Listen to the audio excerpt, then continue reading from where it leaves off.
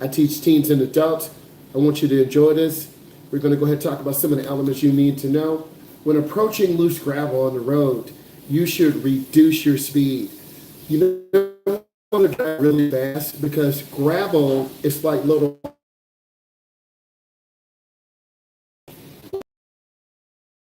You want to reduce your speed and you want to take your time control of your vehicle. This is including all-wheel drive or four-wheel drive vehicles. Which of the following does not apply when driving on gravel roads? Passing a vehicle. You want to make sure it is safe, it's legal, and you have room to pass a vehicle. Passing can be a dangerous maneuver, particularly on gravel roads and for beginning drivers. Control. Next, you are driving in a steady splashes of water. This tells you there's a lot of water on the road.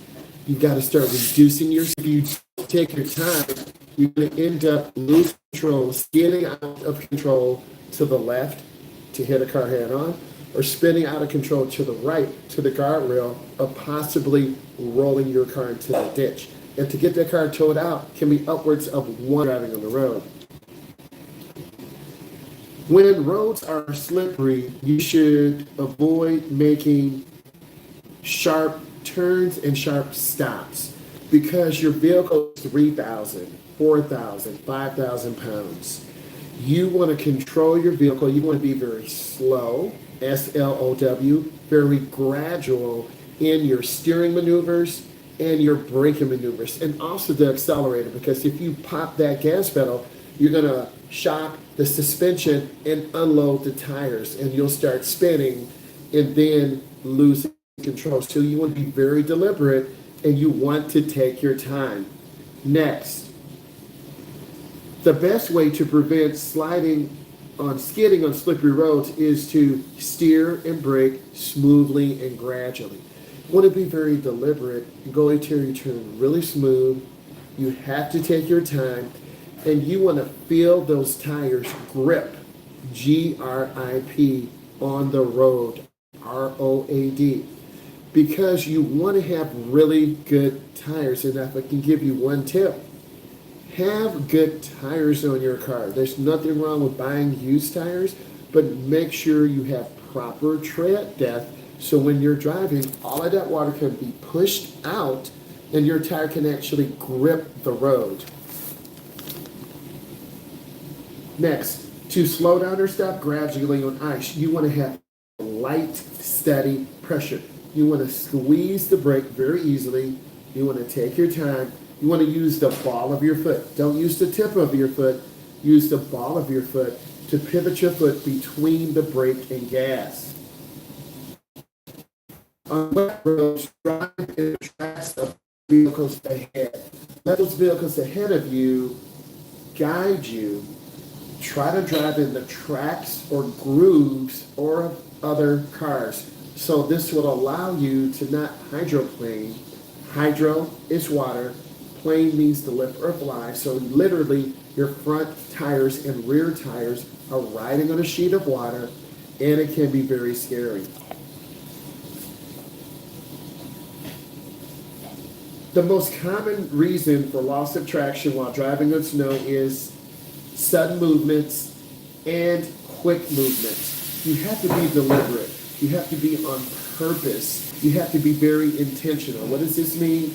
You're going really smooth to the turns. When a light turns green, you look left, you look right, you look left, you gradually accelerate. I used to have an SRT Jeep. They had a snow mode. It would actually shift into second gear. So when all that torque from that Hemi would come in, it wouldn't spin. Some cars may have a snow mode. You need to look at your owner's manual to find out. In a rear wheel power skid, your rear tires are spinning. And a lot of cars today have traction control. This is a computer system that actually pulls timing from the engine and it pulls power. So if your back tires are spinning, the sensor will pick up that the rear tires is spinning, and the engine will pull power from the rear tires to get them to grip on the road. And a lot of people sometimes take that traction control off, and you can end up spinning out of control. So use the traction control to help you control your car. If your vehicle begins to lose traction, you should gradually apply the brakes and not apply full control. Gradually, smooth. You don't want to hit the brake really hard because you'll skid out of control. The loss of traction, most difficult to identify, is hydroplaning. When you feel your car lift off of the rain or ice, you want to take your time. A coffee would be wonderful. You want to take your time, because if you feel your car lift, your car's going to start sliding left, sliding right, wiggling on the road. So you have to take your time. You want to be aware of the situation, and safety is no accident. Cruise control works best when driving on slippery roads. This is false. You want to activate your cruise control after about 45 miles an hour. And how you avoid dangerous situations. Children are always unpredictable. You want to assume they're going to walk out in front of you. Really, kids see the car as a huge monster. They see the grill as the face of a monster. They see the headlights as a monster. Assume that kids will walk out in front of the car. You want to cover your brake. You want to slow down, and you want to, if you really look at it, every time you give good information, the algorithms see this. And the more people that watch your content and get value from it, the algorithms will push it out further. So if you provide a positive good for people, whether you play the piano, you do driver's ed, you cook, you play football, you play basketball, if people find this of value, they're going to watch it. And then the algorithm will push it out to people who want to see that type of content. What is black ice? Black ice is ice that you cannot see. When the temperature drops down below freezing, you want to take your time. You have to be careful. And you have to rest. In a four-wheel power skid, which tires spin when you accelerate? It is the front tires. When a vehicle has anti-lock brakes, what should you do? You want to apply full brakes, and then the computer will pulse the brake pads front and back, and then you'll feel the brake pedal go up and down, up and down, up and down. That is ABS doing their job. On freezing wet days, roadways and bridges and overpasses are most likely to have ice. You want to reduce your speed. I'm here in Texas. On the bridges, they have bridges will freeze when it's cold. It's 90 degrees. I'm in air conditioning right now. But it's very, you have to drive with a purpose in mind. Every situation is different. And if you keep failing your test, you need to look at, what am I missing? Is it four-way stops? Is it parallel parking? Are you turning into the wrong lane? Are you missing multiple maneuvers? Good road testers will tell you what you missed. You need to make a list of those things, write them down, and practice. Practice makes perfect. And when you practice and have a question, while you have a front tire blowout, you should grip the wheel firmly. If your front tires blow up, the car's going to pull to the left or pull to the right. You want to grip those wheels firmly. You want to relax your grip. You always have to be in control of your car, even in a very unusual or dangerous situation. You don't want to hit the guardrail. You don't want to go off into the ditch. You definitely don't want to cross the center line and hit a car head on. Head-on collisions are the most dangerous. If you experience sudden brake failure while driving, you should first rapidly pump the brakes. because there's hydraulic fluid in the system. Or you can downshift into a lower gear. So that is really important when you're downshifting into lower gears. You're making better decisions. Thank you. And you want to be consistent, okay? I keep failing my driving test because I keep crashing into children every time. You're going to end up going to jail. You're not crashing into children. You're probably making sense. You need to stop. What should you do? Car into neutral. There is park. P is for park. The car will not move. There is R for reverse. If you put it in R, the car will move backwards. There's D, that is for drive. The car will only move forward. There's N for neutral. The transmission and engine are disconnected. And when the transmission and engine are disconnected, you can control your car. You can use your park brake, and that could also help. You could also drive on some gravel and dirt to knock down some of your speed. If your vehicle is in a traffic emergency and may collide with another vehicle, if you do not take action, a good rule to remember is you can almost always swerve to miss an obstacle quicker than you can stop. This is true. You always want to think of side swiping, never hit anything head on. Head-on collisions are the most dangerous, so you have to be mindful of head-on collisions and take your time. Time. Always take your time. Next, the best way to control consequences if you cannot avoid a collision and braking control and steer control as you will collide is to hit something at an angle. You always want to try to sideswipe with a glancing blow. There are 4 crumple zones. There is the left front passenger. There's the right front. There's the left front driver. There's the right front passenger. There's the left rear passenger, and there's the right rear passenger. You need to know where those crumple zones are so you do not have a glancing blow in your door or a head-on collision. A crumple zone, and we just talked about this, a crumple zone is and describes the area which is engineered to absorb the shock. So you want to remember what crumple zones are. Next, if an emergency vehicle is approaching in heavy traffic, if it is possible, you should come to the right edge of the road.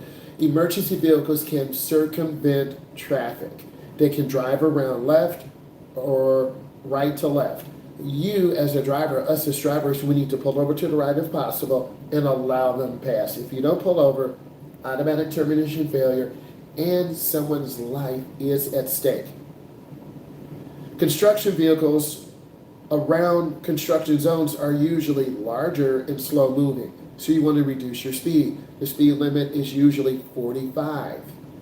If there are no workers present, it's probably 60, but it varies from community to community. I'm in Texas right now. The road signs are different. There are gravel trucks out here.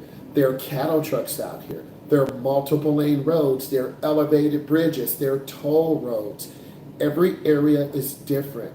And when you travel to different areas, you're going to learn different things. The danger of drivers using amphetamines is that on long trips, they have a sense of alertness.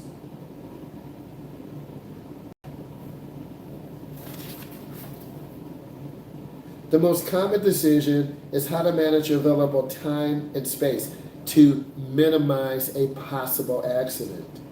That body at rest tends to stay at rest. This is inertia. A body in motion tends to stay in motion.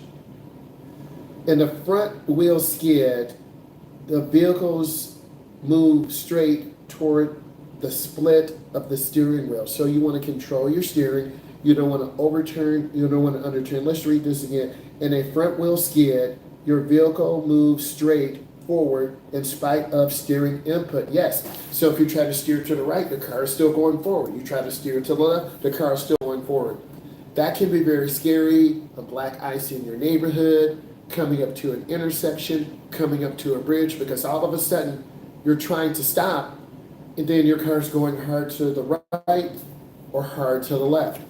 You want to be smoother and very gradual. If you see ice and mist on your windshield, ice and mist on cars and trucks that are parked, it's probably very icy and misty on the roads, and you're going to lose traction. The closer you pass an object, the slower your speed should be. You want to leave room. Downtown Houston, Texas. Downtown Detroit, Michigan. Downtown Los Angeles, California. Downtown Atlanta, Georgia. You have to be mindful of pedestrians, of heavy volumes of traffic. We were on the 290. And if you know Houston, Texas, we were on 290, baby. So, heavy traffic. Trucks, 3 lanes. Cars cutting it from the left and right. The police in unmarked SUVs. How do you drive? You drive smooth. You try to stay in the middle lane. You have to watch for lane backups. You've got to be consistent on the road. If you must suddenly stop your vehicle and it's not equipped with ABS, you want to pump the brakes, pump the brakes, pump the brakes. This will keep the brakes from locking up. We don't want our brakes to lock up because you won't have steering control. When pulled over, where should your hands be? You mean you're being put over by a police officer. Your hands should be on the dashboard. You should turn on your interior lights. You should cut off your engine because the officer is already nervous. They're already upset. So you want to be calm. You don't want to get an officer a reason to pull out his or her gun because they did give you a command to freeze. You need to freeze. You don't want to be fumbling for your insurance, your registration, because it's a very highly emotional situation. Next, if you are in the far right lane on the freeway and you want to change lanes into the middle lane, be especially aware of vehicles in the far left lane that want to change lanes. You have to check your blind spot. If you're in the far left lane, you've got to look over your blind spot to the right. Cars will pass by you. We're in Texas right now. We're stopped at the client's house. The client will be getting their master's in juvenile administration and hopefully getting an NFL opportunity. The volume of traffic at the George Bush Houston International Airport was incredible. And if you know anything about Dallas, Texas, Houston, Texas during rush hour, it is incredible. Thank God I was not driving. But still, you still experience those things. What is the most common type of crash at a construction zone? It is the rear end collision. You want to reduce your speed. You want to keep good space. You want to stay aware of what's going on. Most shoulders have less traction than the paved roadways, which makes off-road situations very dangerous because your front tires can dig in to the pavement and roll the car over. So this is why we do not recommend sharp, aggressive maneuvers because those front tires on the passenger side will dig into that loose gravel and you'll overturn it correct and you could roll the car over. So we don't recommend doing that. If you experience vehicle breakdown, what is the top priority? Getting off the road safely, turning on your four-way hazards. It's a small triangle, it's red. You want to push that. It's usually on the dashboard, or it could be on the steering column. It could be the left. You want to consult your owner's manual, and you want to push that red triangle, and your front flashers will flash. Your rear flashers will flash. This way, people know there's something wrong with your vehicle, and hopefully they will slow down and drive out of the way. But if people are aggressively following each other, a driver's going to cut off and then your car's going to get struck.